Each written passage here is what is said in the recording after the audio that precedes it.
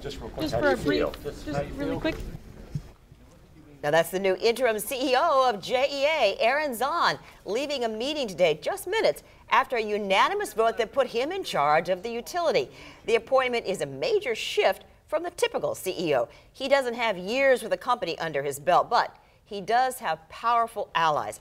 First Coast News' Shelby Danielson is live now with more on the situation and why it is highly unusual. Well, Jeannie, no one on this current JEA board has ever experienced anything like this.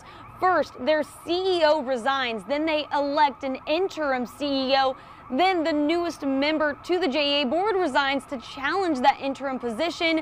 He is then elected, and they wrapped up today's meeting with a package deal.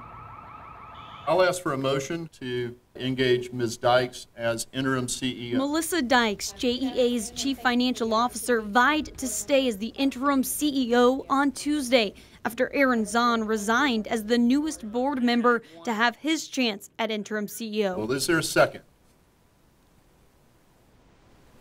Second. When it came time to vote for Dykes, you could hear a pin drop, the atmosphere tense. Mr. Cumber. No. She failed to get the necessary 4 votes. The motion then turned to vote for Zahn, a newcomer to the utility company. But board members interjected, asking for a contingency. She has been at JEA for 6-7 years? Almost 6 years. 6 years? With her experience, they wanted to ensure Dykes stayed on, was given a contract for the first time, and promoted from CFO to, well, a position that hasn't been created yet, but one they'll fine-tune down the road. You're in. Terms to be determined. So that the authority starts today?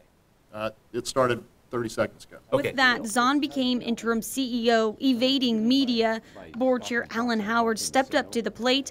First question, how does he feel about Zahn's #1 priority? I will immediately advocate to all policymakers that the conversation of privatization and sell versus don't sell be halted. It's time to hit the pause button. There's no productive discussion taking place now.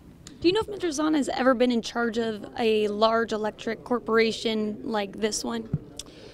Well, there aren't many large utilities like this one. He has led a company, as demonstrated and is publicly available by... While he had the full support of the board, city leaders like Councilman Garrett Dennis are skeptical. The public needs to know that Mr. Zahn and the mayor, they go to church together.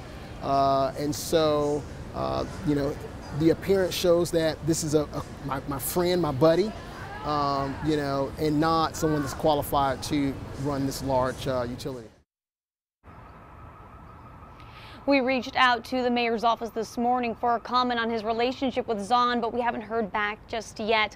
Melissa Dykes also declining to comment tonight after what happened today. And Zahn, when asked if he would accept a permanent position as CEO down the road, he said that's something he would be interested in. Reporting live at JEA, Shelby Danielson, First Coast News, on your side.